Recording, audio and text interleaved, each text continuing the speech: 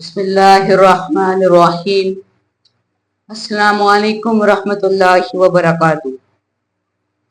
آج میں سیرت طیبہ کا ایک اجمالی سا نقشہ پیش کرنا چاہتا ہوں تاکہ آپ کے دل و دماغ، آپ کے تصورات، میرا دل و دماغ اور میرے تصورات جڑ جائیں اور آقا علیہ السلام کی سیرت کا سراپا ہماری آنکھوں کے سامنے آ جائے۔ شروع کرتے ہیں اللہ کے نام سے جو بڑا مہربان نہایت رحم کرنے والا ہے۔ سیرت طیبہ کا یہ عالم تھا کہ آپ صلی اللہ علیہ وآلہ وسلم تمام لوگوں سے بہترین اخلاق رکھنے والے تھے، سب سے زیادہ نرم مزاج والے تھے، سب سے زیادہ پاکیزہ دل رکھنے والے تھے، سب سے بہتر خوبصورت کلام کرنے والے تھے، سب سے زیادہ شکر گزار، سب سے زیادہ ہمت، استطاعت اور جرت رکھنے والے، سب سے زیادہ لطیف لہجہ رکھنے والے۔ بولتے تو حضور کے لہجے سے زیادہ لطیف لہجہ کوئی نہ تھا، سب سے زیادہ ہر ایک کے وفادار، سب سے زیادہ صحیح، سب سے زیادہ عظیم، ہر ایک پر سب سے زیادہ توجہ کرنے والے، سب سے زیادہ احسان کرنے والے اور سب سے زیادہ معاف کرنے والے۔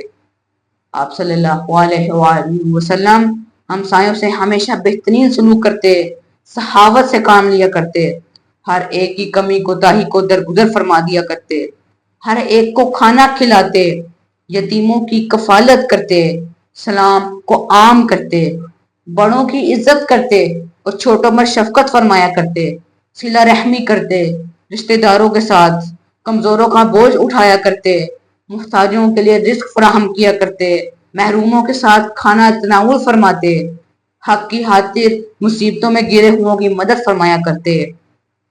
آپ صلی اللہ علیہ وآلہ وسلم کی حیات طیبہ میں فضول گوئی نہ تھی، کذب و جھوٹ نہ تھا، گناہ نہ تھا، دھوکہ بازی نہ تھی، قطع رحمی نہ تھی۔ آپ سراپا حلم و بردباری کا پیکر تھے۔ آپ کی طبیعت میں برداشت تھی۔ آپ کثیر درجہ فضل و احسان کرنے والے تھے۔ جو آپ سے قطع تعلق کی کرتا، حضور اس سے تعلق جوڑا کرتے۔ کوئی آپ سے کوئی نعمت روکتا، حضور اس کو عطا کر دیا کرتے۔ کوئی آپ کو ناراض کرنے کی کوشش کرتا، حضور اس کو خوش کرتے۔ کوئی آپ صلی اللہ علیہ کوئی غلطی کرتا تو حضور معاف فرما دیا کرتے۔ زیادتی کرنے والے پر مزید کرم نچھاور فرماتے۔ کوئی اذیت دینا چاہتا تو آپ صلی اللہ علیہ وآلہ وسلم صبر کیا کرتے۔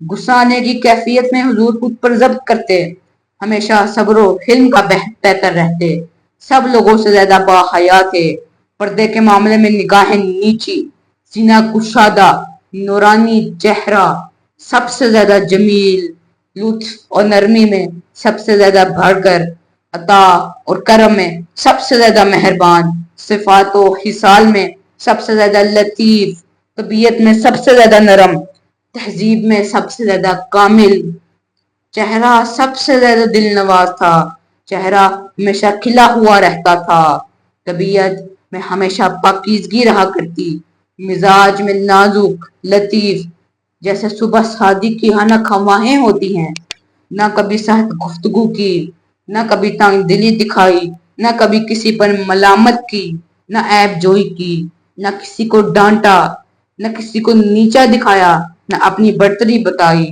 آپ کی شفقت کا یہ عالم تھا کہ ہر ایک کو اپنے ساتھ مانوس کرتے، جو دور سے دیکھتا تو آپ کے حسن کا روب طاری ہو جایا کرتا، جو جتنا قریب آتا اتنا حضور سے محبت کرنے لگ جاتا، ہر ایک کو مانوس کرتے، ہر ایک سے حسن سلوک فرمایا کرتے، ہر قوم کے معزز شخص کو اس کے عزت و مقام کے مطابق اس کو عزت دیا کرتے۔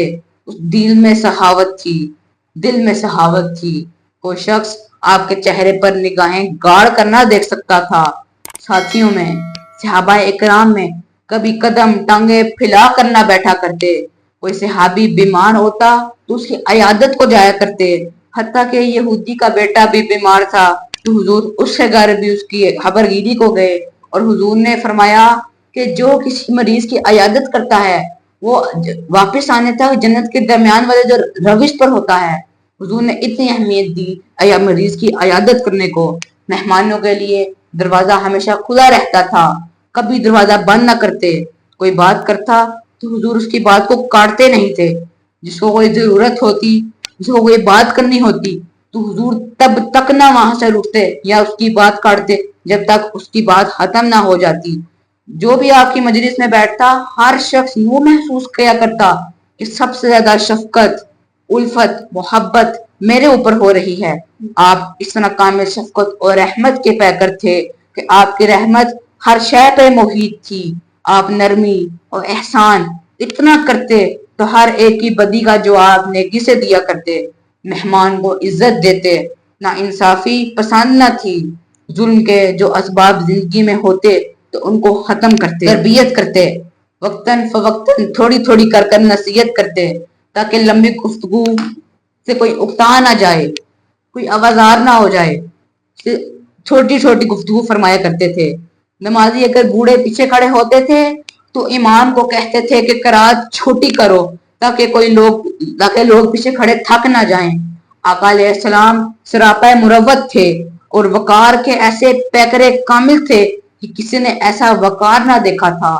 آپ کی خاموشی میں وقار تھا، آپ کے کلام میں وقار تھا، آپ کے جمال میں بھی وقار تھا، آپ کے جلال میں بھی وقار تھا. پرانی صحبتوں اور رشتوں کا لحاظ کرتے. حضرت حدیجہ جو پرانی سہیلیاں جو مدینہ منورہ میں آباد تھی، جب کوئی جانور وغیرہ ذبح کرتے تو گوشت سب سے پہلے حضرت حدیجہ الکبریٰ کی سہیلیوں کے گھر بھیجا کرتے. پرانے رشتوں پر احسان کرتے، ان پر نعمتیں لوٹاتے. فطرت آپ کی کریم تھی اور آپ کے لطف و عنایت کا فیض ہر کسی کے لیے عام تھا. امانت میں سب سے بڑھ کر تھے، عدالت میں سب سے بڑھ کر تھے، گواہی میں سب سے معتبر تھے، عفت میں بے مثال تھے، طہارت میں بے داغ تھے. آپ کی صداقت ظاہر و باطن میں بے مثال اور یکساں تھی. ہمیشہ سچ بولتے، جو فیصلہ کرتے واضح کرتے، حق پر مبنی کرتے، گفتگو کھل کر کرتے تاکہ سامنے والے کو سننے میں کوئی مغالطہ نہ لگ جائے، کوئی غلطی نہ لگ جائے.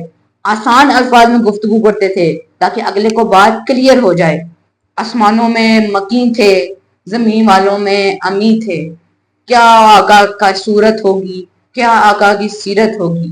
لوگ لکھتے رہ گئے کتابیں لیکن ابھی بھی آقا کی سیرت مکمل نہ لکھ پائے، کیونکہ آقا کی حقیقت آقا علیہ السلام ہی جانتے ہیں، اللہ رب العزت ہی جانتا ہے.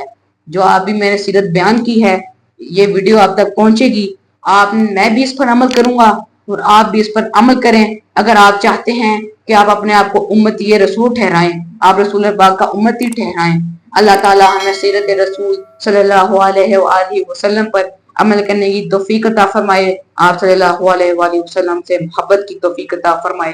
وما علینا الا البلاغ المبین.